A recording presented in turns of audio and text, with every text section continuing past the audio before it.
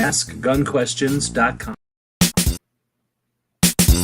AskGunQuestions.com is a website that we built back in 2007, and since then, for the last 15 years, people have been able to ask questions of simple to advanced nature, and we attempt to answer them in different ways over the years. Join us now as we start a new series to answer gun questions.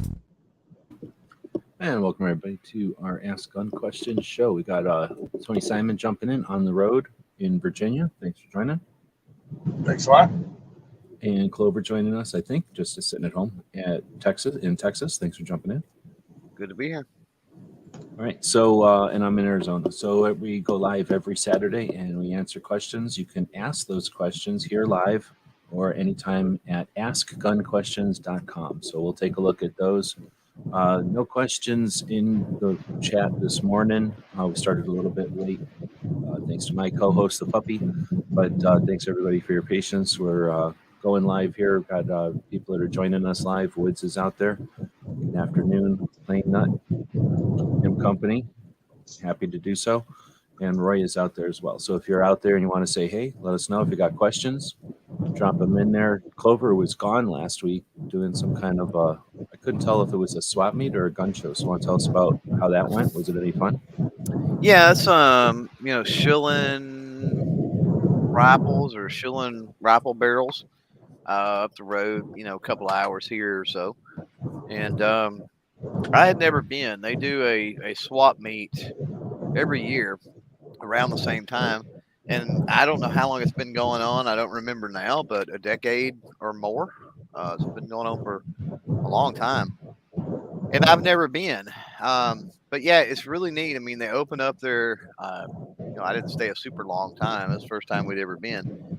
We just kind of went up there, walked through and made that part of, a stop for some road tripping that we did last Saturday. But yeah, they kind of open up their shop and, all their machinery, and they, they're not like balls to the wall cranking out barrels, but they're working on, making them and doing things. The machines are running, right, at a slower pace, I would say, kind of. And they have like police tape up where you can't cross and get into the machinery area, but you're close enough you can still see what's going on. And so their guys will walk around and chop a barrel and thread a barrel and drill a barrel and run the bore and do the rifling. And so that was kind of neat. And then outside they would they've got this, a grassy knoll type area, and it's more set up kind of like a gun show. Like people can bring in, as far as I know, I don't think there was any dealers there at all, period. It was just people, random people. But basically they pulled up kind of like out of their trunk almost, right? Like, they backed into the like spot. In a swap meet. Like in a swap meet. It's essentially a parking lot and everybody's in there coming out of their trunk. Yeah, like they let the tailgate down on their truck and set all their stuff out, or they, have a folding table and they, set on their trunk and, or whatever in their car and, put their stuff on the folding table. And there was, I don't know, I'm trying to think about how many, a couple of hundred. I mean, at the very, very most, let's say 100, maybe minimum. So yeah, it was an interesting thing to see that, you got a barrel company that just one of the little events they decided to years and years and years ago, again, decade plus, they decided to kind of put together, which is, it's kind of neat. And I do have several of their barrels, by the way. So it's like, that's why I say I've known for a while that the swap meet and everything has existed. And that sounds pretty cool. I think that it would be an advantage for any gun shop to create something like that at an event, do it, quarterly or something, and then give customers a chance to meet each other and to kind of sell stuff out of their junk, out of their, past hobbies and out of the stuff they've outgrown or just evolved past or whatever. And then, it sounds pretty cool. Anyway, so did you buy anything? No, definitely not. No. Was it guns then, or was it guns and stuff? Right? It wasn't. Oh just, yeah. baseball cards and stuff. Oh yeah, no. It was fact you couldn't have stuff like that. I mean, it had to be. They're like absolutely no, beef jerky, jewelry, random, non-firearm outdoor related. I mean, it pretty much has to be all related to that. So no gold coins and no stuff like that. They've got a policy of that. So it was guns, ammo, accessories, things that you would typically see, that make up the vast majority of gun shows. That's basically what was there. Any pictures? No, no, it was just Whatever. enjoying the day. Think type about of making thing. content for the internet once in a while. Start Well, creating some content. got to think about just kind of chilling and relaxing and taking a break and doing your own thing too at some point. And that was kind of what that was, hey, I'm going to go walk through and check that out. And I'm not,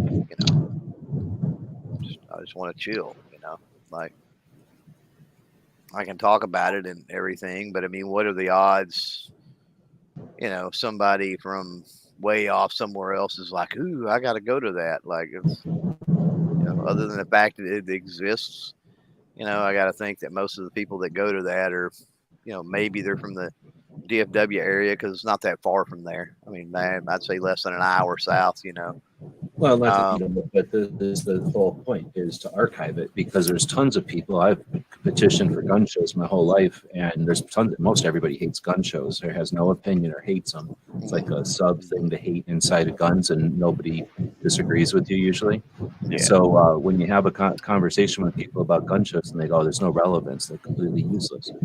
Being able to point to something like an event like that one, which is relevant, authentic, and traditional and useful, would be great because people that never experienced something like that don't understand. They never just haven't understand their experience it before. But anyway, so thanks for sharing it with us. Tony's driving. We're got a couple of questions coming in. I'm guessing those are people that are joining us tonight this afternoon because they're just now coming in. But jumping over to questions, the first one is 85-year-old dad carries a Taurus 85 poly. Nice. That means a polymer Taurus with like a small revolver. Yeah, those are awesome.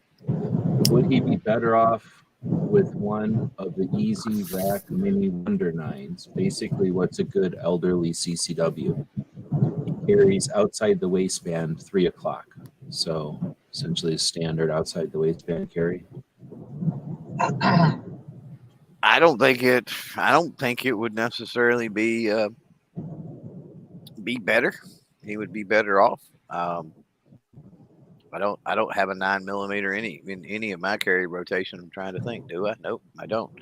And my protector poly is in my carry rotation. So,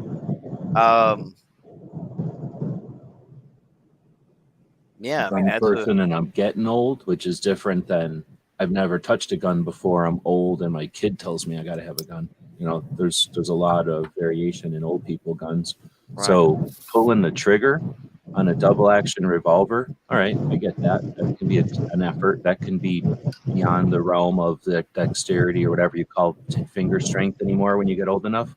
A little 9mm is still going to be a double action, right? So it's maybe you could put a little single action in someone's hand, and maybe that's a reason for the tiny single actions.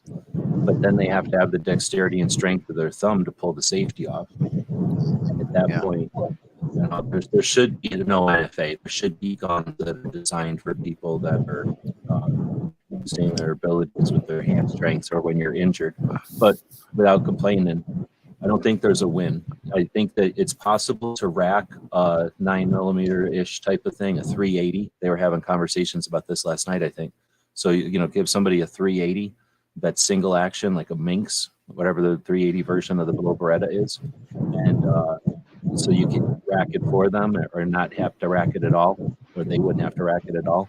And then hopefully there's no malfunctions, but that would eliminate some of the trigger. But now you're leaving a lot of variables, like, all the things that can happen with a semi. And when you don't have a lot of wrist strength and arm strength behind a semi-automatic is when it malfunctions. Well, and you've got the Grisan MC14T, that has Yep. been leaked at this point. It was supposed to be announced in NRA. We got to see it. I got to see it at during a SHOT Show. But yeah, it's basically a Beretta Cheetah with a tip up barrel. So I mean, no racking involved. You know, And a pick rail and but you also get into you know, when you talk about deviating from the revolver, you know, depending on what you deviate into, you've got a lot more. If dexterity is an issue, then I think you complicate things more because you've got more manipulation, right? More. Well, and a Control semi-auto other doesn't things. work if you put it in jello. So if you give an old person True. without many arm strength a semi-auto, it's going to malfunction. So a revolver, you know, maybe removing the trigger pull on a revolver is the way to go. well, I was Or wondering why something. they're changing from why are they changing over? What's the point? I mean, if they've run this poly, did I mishear the question? The poly's already in their carry gun? Yeah, I'm just thinking it's got to be the trigger pull. 'Cause I Yeah. can't imagine. Or maybe the recoil. See if they can work on the trigger pull on that. Send it to somebody and have them work on it. Reliability remains 100%. Maybe that might be the issue. Is that just need to work on that? That's why I had my 686 done. And that double action trigger pull, I think, is between 6 and 7 pounds now. And the single action trigger pull is frightful. I mean, it took me a while to get used to it. It was so light. I think they should make old people guns in like a color, right? Like let's say some weird yellow color. Oh, the color of Pepto-Bismol or some old person medicine color. And then the trigger on that thing is essentially if you yell too loud next to that old person, that gun's going off. And then you give these old people these guns that all they got to do is think about pulling the trigger and it's shooting, right? And I'll bet you won't have any old people getting mugged no more. All I have to do is pull out that Metamucil looking gun, and every guy is going to start running because they know that old person is capable again. Ow. I actually hurt myself. That was funny. And the funny part, you're talking about the color. Hey, the color of that Gersant 14, was it MC14T? They have one called like Sangria. It's almost that color. It's like a purplish, I forgot what. I was just trying to pick like a unique color that when a bad guy sees it coming out of an old person's clothes or purse or something, they're running. And it's like, oh, that's that feather trigger gun that old people carry. I mean, we're joking, but I tell you one thing that works. I mean, it's retro 100%. But Taylor and Companies has a lot of what they call a store clerk, store owner. They're single action revolvers that use a lot of shopkeepers. Yeah. Shopkeepers. Yeah. Mm-hmm. No, that's a great thing. That's a really interesting idea. Are they heavy or are they like? That's not an aluminum gun. It's not, but it has like a short barrel head grip, bird's head grip, excuse me. And now I want a little tiny Ruger. The Ruger made the aluminum frame. Bearcat? Yeah, that thing is a shopkeep, right? A little tiny old person single action 22 aluminum frame, smaller than a J frame. You think that's crazy, or was that be good for an old person? Again, depends on the trigger pull itself and the manipulation and what's the deal. I've been blessed to have a diverse group of people actually take training classes, not just diversity shoot. And if your arthritis is too bad, it makes no difference. You know what I mean? You still have to be able to pull that trigger. What if there was a way to make one where you know how like the squeeze conquer on HK, if that's that's the first action, and then so you grab it, and by grabbing it, you're engaging the first action, you're cocking the hammer back, and then you have it in single action mode. So as long as you're holding it, it's single action ready to fire. As soon as you let go of it, it goes back to double action again. Or does that exist and I just haven't seen it? I know they had one that was shaped like a ball. Oh, I remember that one. Yeah. I wonder what happened to that one. I could go look that up. It looked recently, like a kidney or something with a tube sticking out of it, right? And it was like a yeah, I 22 with recently like heard 10 round. about the owner of it. Yeah, I heard about that. I reread that recently or something.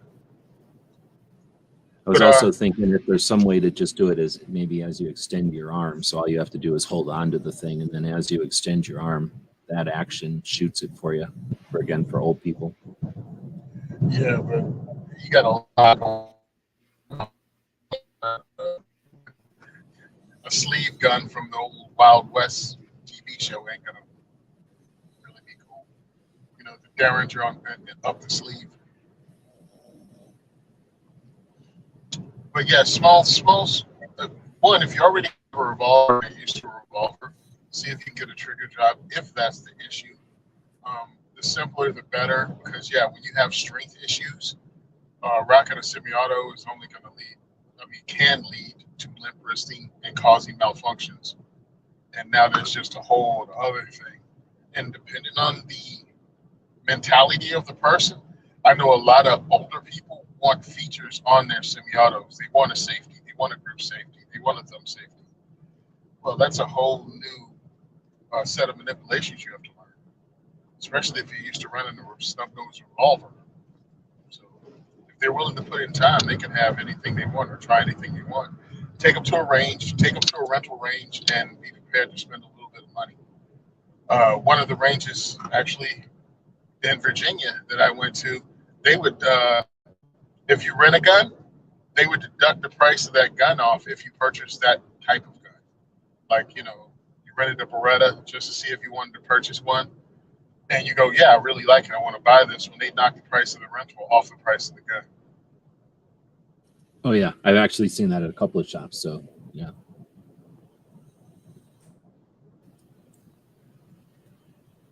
Wood's saying that he used to carry a Car 9, and then he had also said that the Gerson, he's seen it, but the magazine issue, the state that he's in. So the capacity of that thing must be higher than 10, I guess. That's 14. Well, 13 plus 1. Oh, nobody needs that many rounds. It's a dangerous number of rounds in some states. In other states, it's adequate. It's fine. Well, again, if you're worried about that, the EZ in 380 is 10 rounds.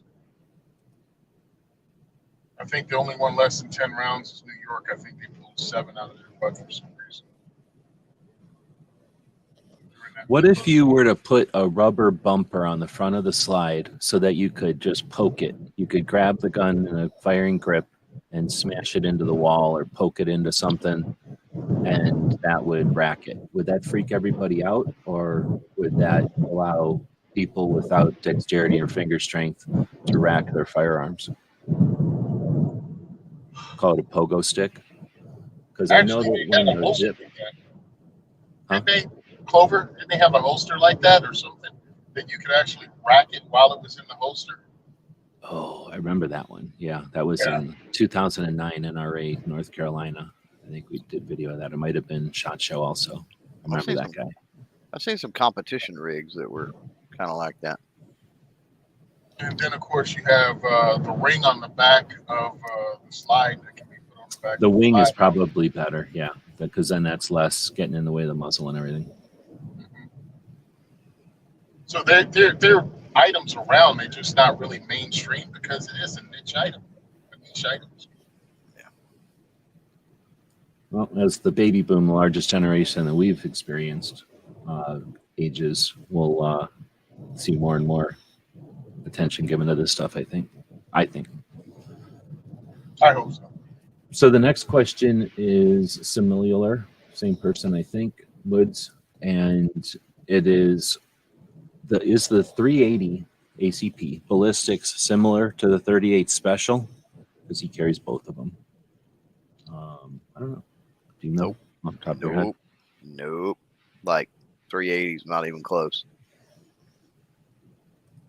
Okay, yeah, so 38 special and 9mm are closer. Yeah. But understand that the 380 is 9mm short, so no, it's not going to. 38, I mean, the 38 special was kind of more standard grain weight is 158 grain bullet. For a 380, it's 90 grain bullet. So yeah, I mean, even that is significantly different. Yep.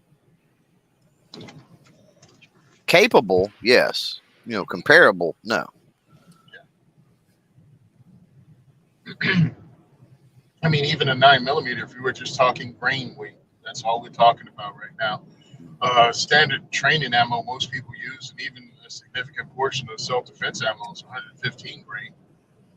Though a lot of people use 124s, 148s now, but you can still see what I'm talking about with the 38 special and the 9mm being kind of sort of ballparking around the same thing. Yeah. Especially when you're talking self-defense ammo and plus P for 38 special, but yeah, it's a different world. The 380 ACP, I mean, they were for vest pocket guns. They were for much smaller guns. I like the fact they've gotten bigger now because too small is difficult to use for anyone.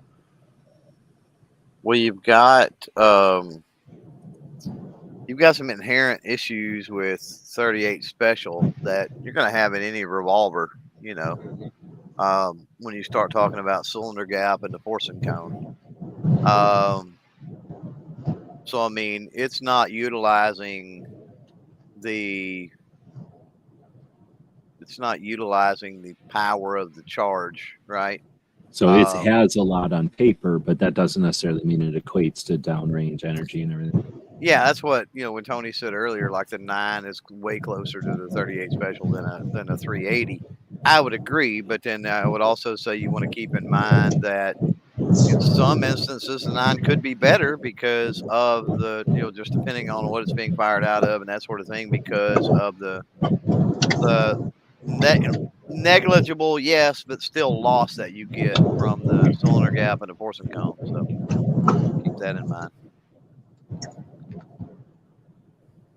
But this whole notion that a 380 is not going to, I live up north and, somebody's wearing a heavy jacket, at 380, then what world will the 380 not penetrate a heavy jacket? Yeah, I mean, especially using standard regular ammo. Right. I mean, I'm sure that if you use some weird boutique bougie thing that's not used by somebody, yeah, you could have issues because it doesn't have a track record. Right. But using gold dot HSTs, yeah, you'll be fine. I think a lot of people academically create more obstacles than there actually are. Mm-hmm. Yep. So I was just looking at 380 ammo in ballistics gel, which is a medium that's used as a consistent chesting bed or whatever. 380 goes about 10 inches into it, and looks like 38 special goes more like 13 to 16. So I would say both of those are capable of going through clothing. I mean, I don't know what, if you shot a BB gun into gel, it's still going to go a couple inches in. So a BB gun might bounce off of something. Actually, let me see if there's BB gun ballistics gel. Because, you know what I'm saying? Like, in other words, going through clothing, I agree with you. Like, it's not a issue. It's just maybe how well it performs. But I don't think you're going to get any 380 that hollow point is designed to be super,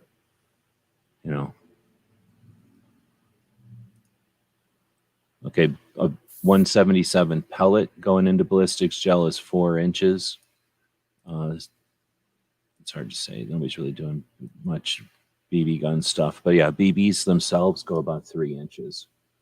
So that all depends on distance. It depends on the amount of air, whatever power behind them. Well, sure, but just for generalities right? or whatever. Yeah. But if a BB's going 3 inches into gel and a BB may or may not go through a jacket, probably not, right? A 380's going 10 inches into gel. It's night and day. All I'm saying is it's not like, oh, it's barely as much as a BB gun. No.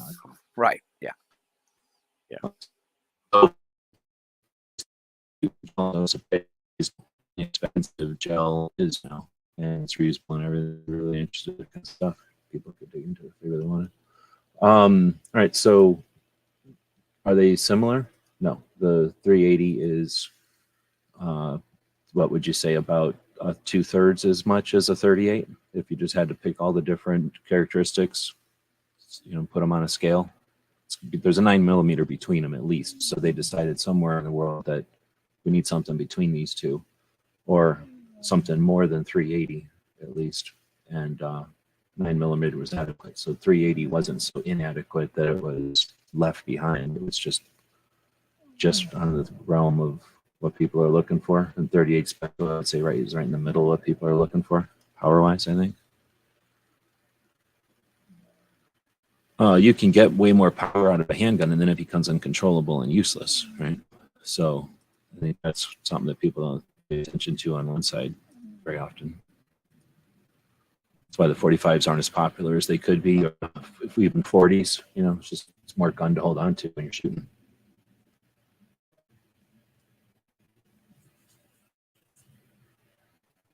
How many people carry a 44 nowadays? You know what I mean?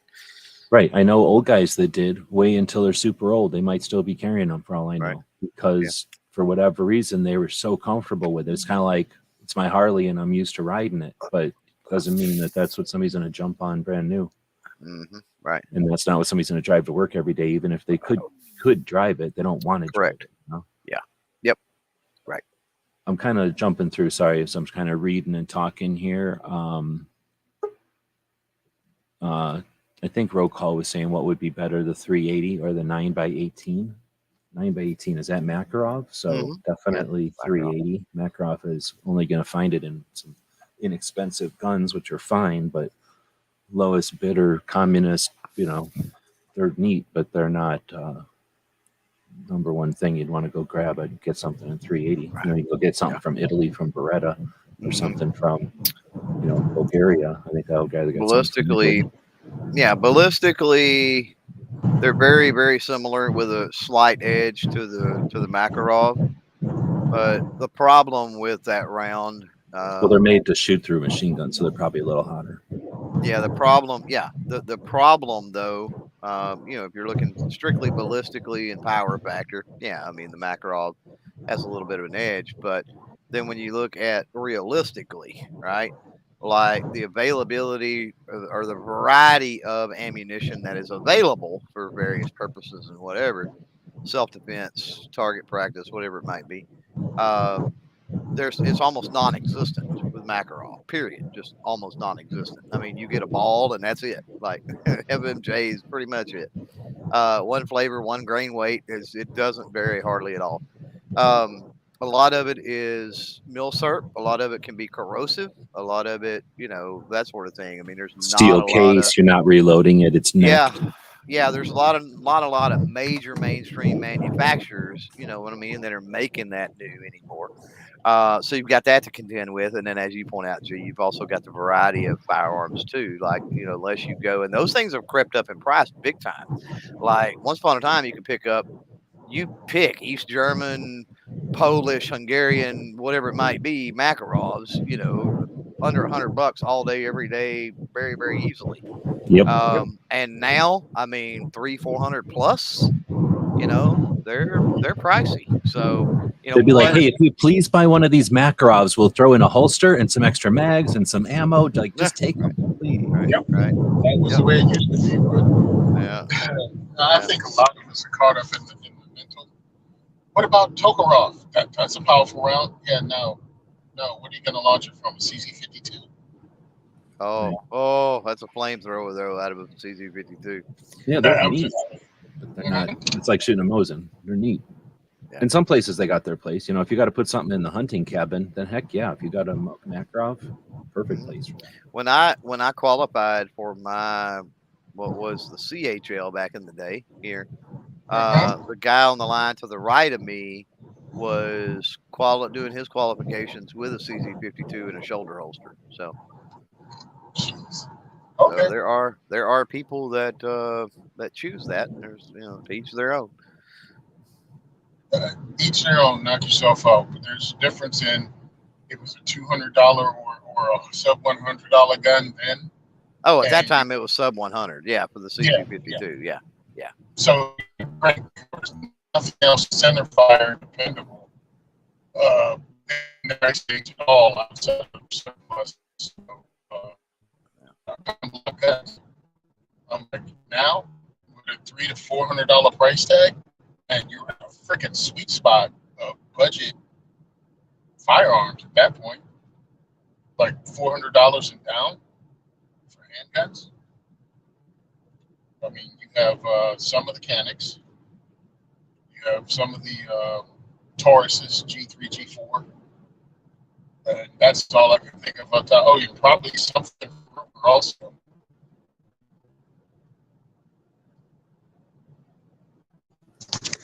Roll call had a question. Would it be worth losing a few rounds in my Henry lever action just to get the barrel threaded? Why? Why would you What? sacrifice? Why would you? I don't. I've What seen this Henry- question. Is this a 22? I don't know what it is, and I don't understand the question because the gunsmiths I know that would do that job, you wouldn't lose any rounds by them. They're not going to be chopping the mag tube and stuff. Like what they would do is they would essentially pull it down, thread the barrel, move the rear sight back, most likely thread the barrel, and then probably build an extension that moves the can past the mag tube. That way there's no loss of rounds. So my recommendation is going to be don't accept the trade-off. Find somebody competent enough to do it and do it right where you've got the threads and you keep your round count. It's entirely possible. I don't know why it wouldn't be.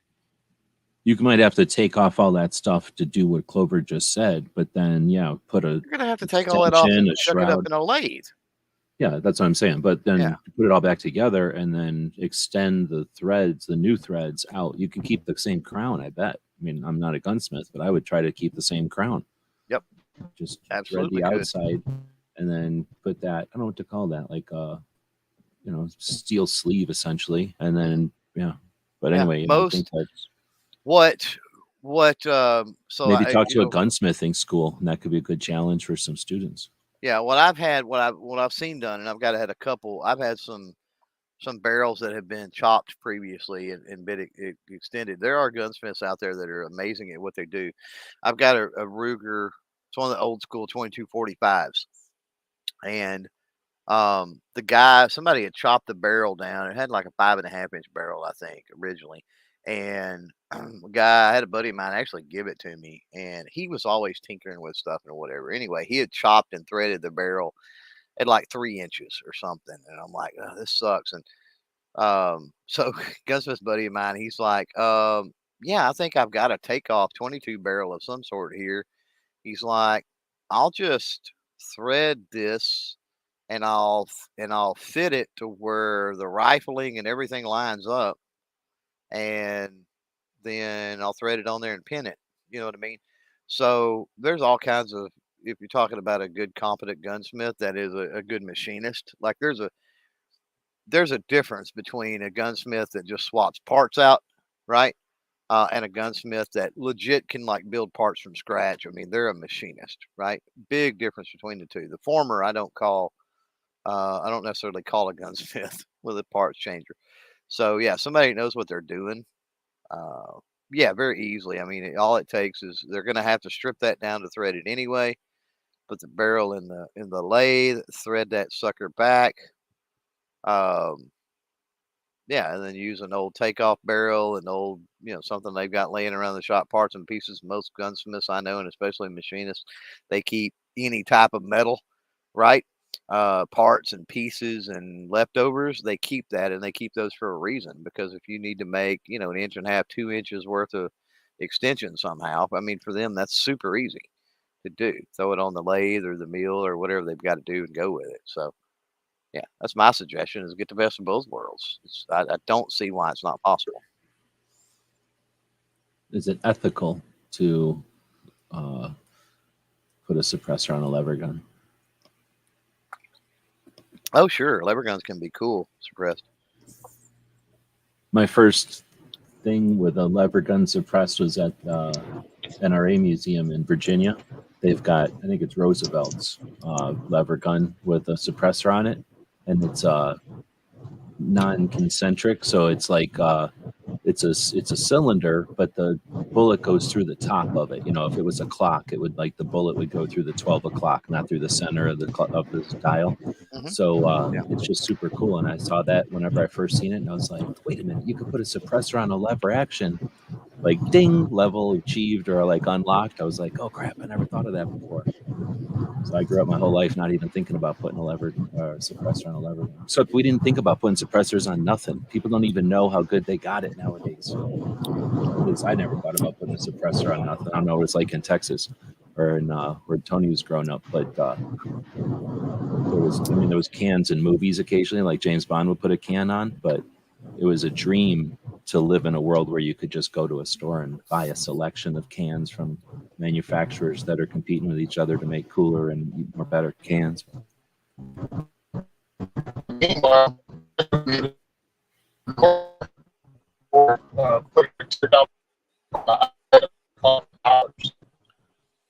that's how they were recording that song for some suppressor. I think that's what they called it back then. Because he trademarked it under that name. It was Hiram Maxim's son. So okay. Go again, because most of that was broke up, but we heard Hiram Maxim's son. So I guess make that. Yeah, Hiram Maxim's son invented the suppressor here and trademarked it, or whatever you call it, copyright trademark. Anyway, he created it, and they were around $7. And when it went on to the NFA as a $2 item, it pretty much took it out of the loop. Why would you even want one? You know, $200 was a significant amount of money. And again, the item itself was $7. Yep. Yeah, people don't. I never thought about the cost of them when they were brand new. I think I remember seeing something about they were so much shipped or something, but I forgot. It's a slippery thing when you start talking about, suppressors and history and modern times. And, one of the things that you've got to bring up, but you don't want to say it too loudly is, when you talk about the stamp and inflation and, all of that, like it was a totally different ball game back in the day with the NFA than it is now. Now it's directly opposite, right? $7 suppressor, a $200 stamp. Nowadays it's a $1,500 suppressor and a $2 and a $200 stamp. You know what I mean? It's a big difference. Oh, what I hear what you're saying, but I'm going to counter it with just because I can. I was just listening to, I think it might have been the Polite Society this morning or something else. It's been bleeding together. I've been listening to a lot of 2A stuff. But when you take the text history and tradition, that ain't 1934. You know what I mean? It's supposed to be 17, whatever, blah, blah, blah. So that NFA idea is not going to hang once we start challenging it. So I'm hoping that by the time they figure out that they've missed the boat on. I'm not saying it is. No, I know. I'm just saying by the time they figure it out, though, I'm hoping that it's just gone, so they don't have to ever get a chance to realize what they missed out on. I'm flabbergasted that they've never tried. We know how dubious they can be. Yeah, I think it just shows how unaware they are, right? I'm flabbergasted they never tried to play the inflation angle, because that's something that potentially could be done without any input, any legislation, anything. All right, don't say that much. You don't have to say all that. But I know what you're saying. Yeah, they're garbage human beings, and let's all be knocking on wood right now. Everybody's knocking on wood. Well, it's been said multiple times. But, yeah. They have to get a consensus. This show has a lot of reach. I just don't want it to get out there. But yeah, no, I hear you. We got a couple other questions in here. Yeah, we do. Wait, did Tony get to chime in on, would it be worth losing a few rounds in my Henry just to get the barrel threaded? Oh, I agree with you guys. Yeah, no, there's no reason for the compromise if you get the right people to handle it.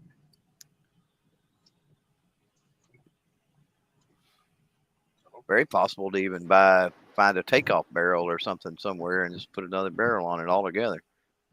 Oh, and like I was saying before, if it's a new purchase or if you're looking at a Henry to be suppressed, I mean, you have, not the big boy. What is it? Steel? No. All weather? Is the all-weather threaded? Yeah, Henry makes them pretty much multiple versions that are threaded, but I don't know them all, but they do make. Well, I got a Frontier. I picked up a Henry Frontier that's set up for suppressor. It has a 24-inch barrel, but it has the capacity already cut back, so you can actually put a threaded suppressor on it, but still get the tube out enough to load. Right.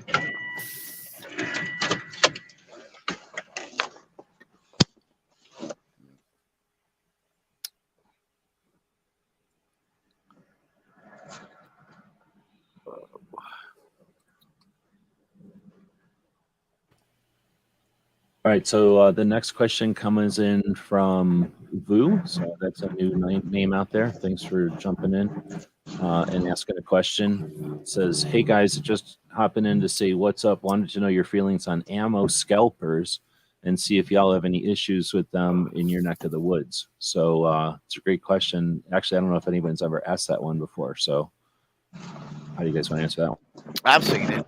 I've seen it a lot, but I've also, you're talking about, a decade plus ago, a long time ago now. Good Lord, now that I think about it, running Facebook groups and gun groups and things like that. So yeah, I mean, it goes with anything: toilet paper, water, whatever, right? Like the whole, oh, there's a shortage, there's a run on stuff. Let's be an opportunistic vulture, right? It runs really close to capitalism, so it's kind of hard to argue against it, in my opinion, from my standpoint, too terribly much. I don't let it bother me a whole lot, because if people wouldn't buy it, then there wouldn't be people selling it, right? That's like a market controlled situation too, to an extent, and especially when there's stuff on the shelf. So I know he goes on to say, I say he, maybe she, but either way, the person that commented, I think they're going to say they're in like Oklahoma or whatever. Now, obviously, I'm in Texas, and like right now, there's no need to buy ammo from any type of a scalper. Like, it's on the shelves everywhere. It's available in any place that normally would sell it. Like, there's no reason. I mean, maybe some obscure, crazy calibers, but or cartridges, but it's always been that way with that type of stuff. When you get into some of the more specialty things that are just not produced on a very consistent basis. So, I would say, yeah, I mean, is it annoying? Yes. Is it just a part of the cycles that we go through, and seeing that and having to kind of learn to ignore it to an extent? And then when you have the opportunity to advise people that, that person's trying to sell that for this price, and you can go down to the, local sporting goods store or whatever it might be and get it, $5 a box cheaper, or whatever the case may be. There was something else. He was talking about limits too out there. And I'm not even seeing limits anymore in my area, and haven't for some time. But I would also keep in mind, because this is something that comes up when we talk about this. It's like, oh man, there's these scalpers and blah, blah, blah. And I can remember the post 2013 run. And especially for me, because at that point I was really heavy into youth shooting sports. We were burning through a lot of 22. And that was one of the things back then that become somewhat difficult to get a hold of. Thankfully, we had grant programs and some other things in play that helped us. But I've made my fair share of Walmart at 6 o'clock in the morning. Learned how to play the app and figure out when stuff was coming in, and get my 3 boxes or whatever it might be. Now, I wasn't reselling that. Not that I did not sell some ammunition back then, because I certainly have. But I would pick up my allotted stuff, and I mean, that was, it got us by doing that, right? And yeah, it was annoying, because it was the same old crotchety dudes that was there like every morning, and as soon as they got to the parking lot, they proceeded to take pictures and would meet people right there in the parking lot before lunch or whatever. Like, they literally bought it, took it out of the parking lot, and sold it. And that gets a little bit aggravating, because like, those people could have went into the store and bought it, right? And like, they're About literally in the park. But then again, I go back to there. If there's a market, if there's somebody buying it, like I don't know. But you know how they have that deal where now you can drive up to the parking lot and Walmart brings your stuff out and gives it to your car. Mm-hmm. Do they do that for ammo? I don't know. I don't think so. I don't think they do. I doubt that because it's sporting goods. Okay. Yeah, I don't think so. But just real quick before Tony jumps in, I was going to finish up something and say, since they did mention mom and pop shops, keep in mind of something. I see when these cycles happen that that there are shops out there that get blamed for gouging, which is a little bit different than the whole ammo scalping thing. They do get blamed for that, but keep in mind when shortages happen, especially your smaller shops, they are like the last to get like the little bit of scraps from the distributors. They don't get as good of a price. Yeah, And they're not so- buying cases; they're buying Yeah. boxes. Yep. So that's why you see a lot of times higher prices with that. So just keep that in mind. And I'm not saying some shops don't legitimately gouge. I mean, it's And they can't drop human, off but- 2 or 3 stockers and make the salespeople stock the shelves and incorporate fluctuations in prices like that. They've got an employee and their family. They've got what do you call it? Bills to pay. Yeah, I agree with everything you guys said. But here's the thing: make yourself scalp proof. Buy your ammo a little at a time on a regular basis, so you never have to be a part of that silliness. There you go. 2012 taught me that.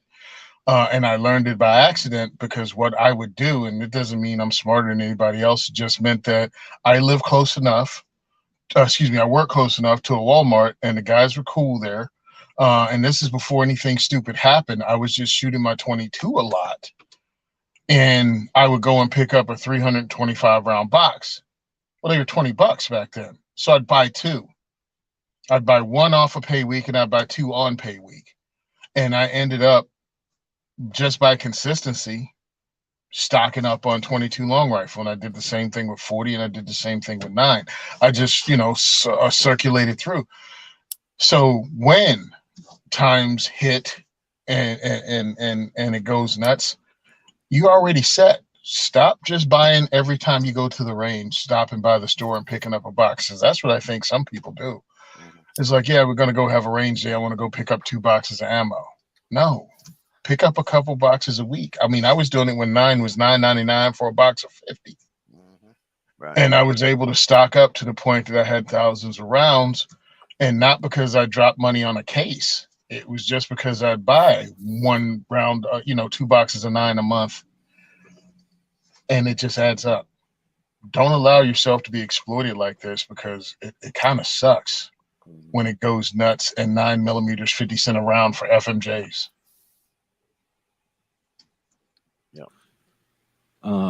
So the question, I'll go back to it, is I was talking to Charlie backstage, so I missed whatever you guys said. Hey guys, just hopping on to say what's up. Wanted to see what you think about ammo scalpers, if you have any issues with them. So I think you guys probably, just from what I heard, you guys probably said a bunch of the stuff I would have said, but I guess I was also going to throw in there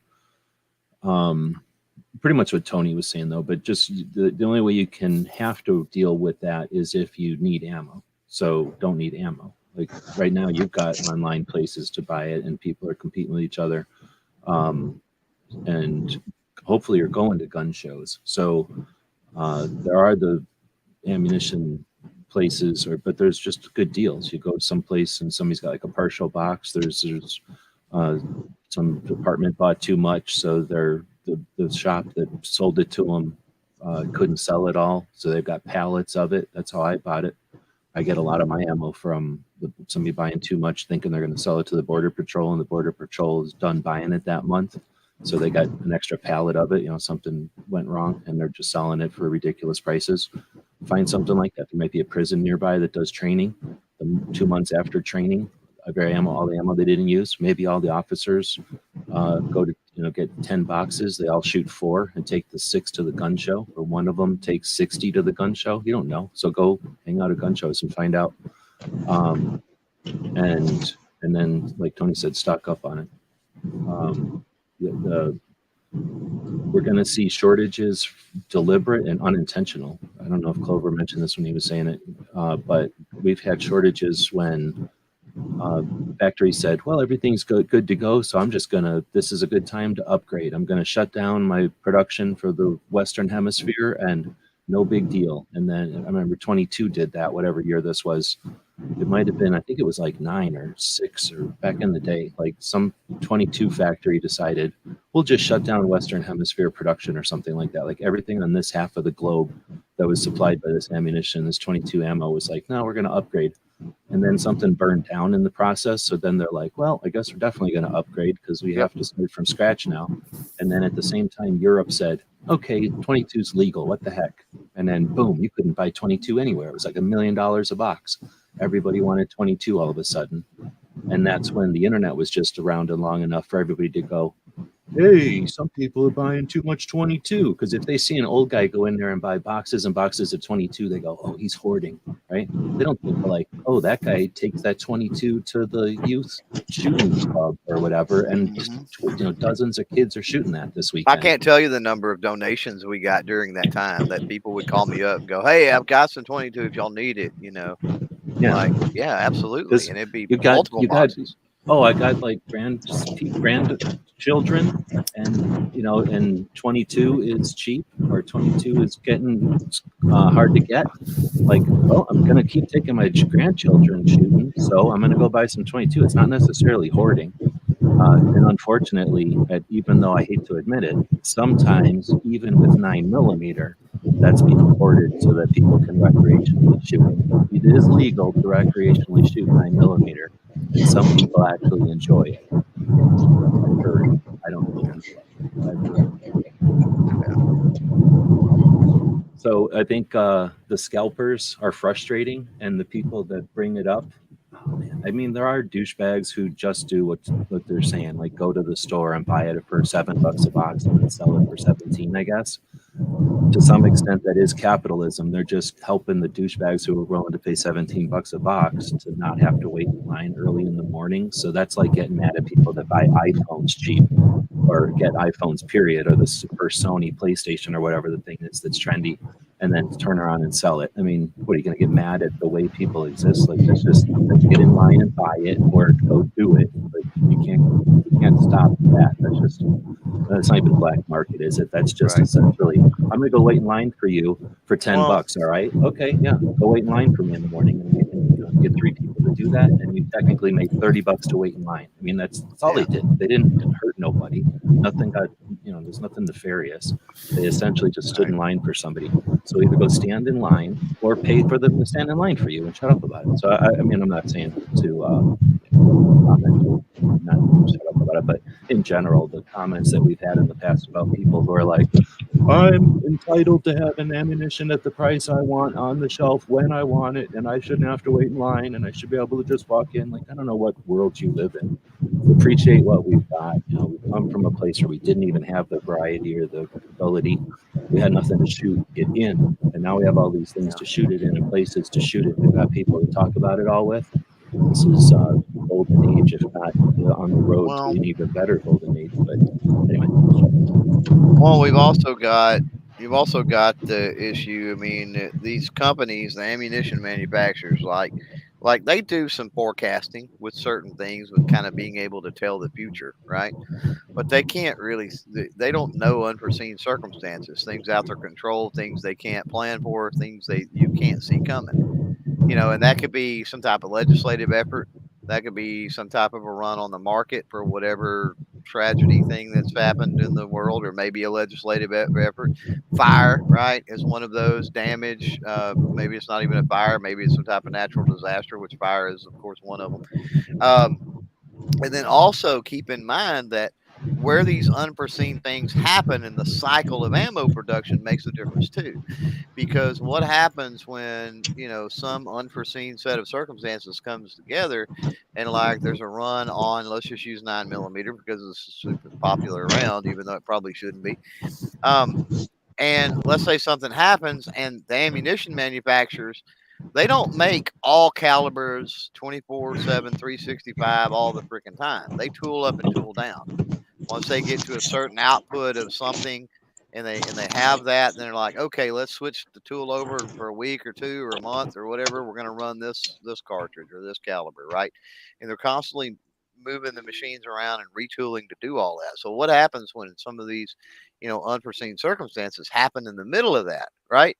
Like they are not ramped up, balls to the wall, cranking out 9mm. Now there's a run on 9mm because of whatever weird thing or something has happened, and they're in the middle, of making their 45 ACT. So it's like a week or two or something. They can't just shut that down. They spend all the time tooling that up and doing everything else. And if they don't, then that's going to run out. They're not going to have any of that. So it puts them behind the curve, I guess is what I'm A saying. lot of times what they'll do is they'll run all the decent calibers with their best employees. And when those good employees take a vacation, they just hire winos and street people to come in and make the 9mm. Oh yeah, I'm sure. Yeah. Yeah. Oh No my doubt. goodness. Hey guys, I gotta go. Counts. Gotta go. Right. Thanks for having me on the show. I'll talk to you guys next week. Good, Okay, Tony. take it easy. Bye. Couldn't handle that kind of 9mm talk. All right, so I don't know if we had any other questions. There's a question about some other topics in the questions that were coming in over on the spreadsheet, but I think we hit all the ones that were live tonight. Good. Or this afternoon. Tony out there. Now, Tony out there was saying you didn't blag it, but when we were talking about the curbside pickup, he said he couldn't even get pellets curbside pickup. So, yeah, I'm guessing he means BBs, right? So, yeah, that's messed up. I wonder if they'll even bring out like propane or, I don't know, butane tanks. It's something they might just be scared that they're. I'm sure, and I'll be honest with you. That's gonna be store policy stuff, not even company policy stuff, right? But a lot of that'll be store policy. It's just you go out to some place that's next to the trailer place in the Rural King, and they're going to be like, "Yeah, we'll take out some ammo. What do you want?" I've got a sister-in-law that she's been a manager at Walmart's because she's been manager at several for a very, very long time now. Good Lord, she's got 20 years into Walmart, probably. She's got a day, and so I know this to be true. Like we've seen a lot in the past that we've seen these press releases with quote unquote company policy from Walmart or whatever. And she's like, yeah, but Walmart also has a lot of leniency as far as the store and what their store managers allow and the actual store policy too. So, you may not be the case where Tony went, but then, I may be able to go do it here. I mean, it's entirely possible. So, just keep that in mind.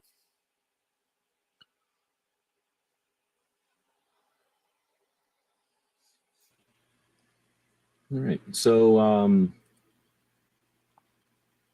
anything I didn't get a chance to ask you at the beginning of the show? Anything come up over the last couple of weeks now, since it's been a couple of weeks since we chatted on this show, that might have come up where you thought, "Oh, I'm going to bring that up on the Ask Gun Question show"?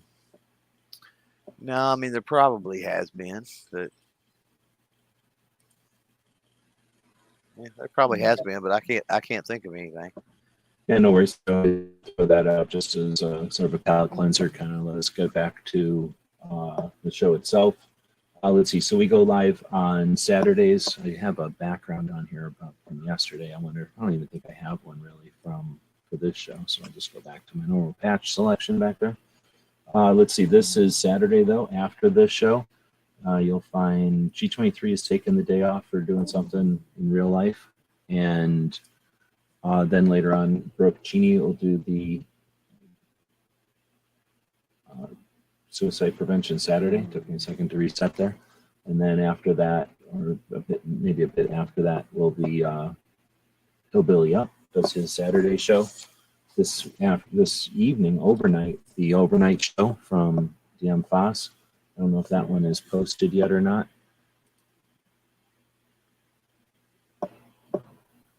Saturday, there's a lot going on Saturday, typically. Yeah, so that's pretty much the rundown. I think I'm just missing G23. Before this show, you had the Plate Society podcast. That one was just on. And thanks everybody for joining us. We'll be back next week. Clover and I will be back on Tuesday to do some gun channels coaching. We had a suggestion from She Fires last week to talk about how to stay away from toss and terms of service issues, how to stay out of YouTube jail, so to speak. So we'll be talking about that this week. And then we'll start. Tomorrow we've got Ghost and Clover. Oh, okay. You got it. Do you bring topics to that, or is that open topic? Yeah, we bring topics, but they're not announced ahead of time. Oh, okay. So we do that. That way I don't know what he's going to bring up, and he doesn't know what I bring up until it's done brought up. And then obviously the random viewer topic is we don't know what that's going to be until it's time. So, yeah. So is that every week or every other week? Every other Sunday is how we've got it set up. Now that'll change because we'll have this week, and then the next one we'll be at NRA. We'll be in Indy, and so we're probably going to end up having to skip 2 weeks. But either way, I mean, we got it set up to go every 2 weeks. Right. Well, thanks everybody for joining us. We hit it right at an hour, so it can be done. It is possible. No one can say we haven't done it or we never did it, because we just did it. All right, I'll throw a quick commercial up for our store. If you want to grab something from over there, that's one of the ways that we keep doing what we're doing. We all have Patreon, so if you'd like to subscribe to our projects, go over to patreon.com and check out some stuff over there and support what you value.